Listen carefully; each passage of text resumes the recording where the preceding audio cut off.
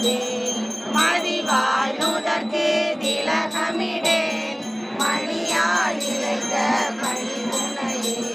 பேராதரத்தினோடு பழக்கம் பேசேன் சிறிதே முகம் பாரே பிறந்து முனைப்பாய்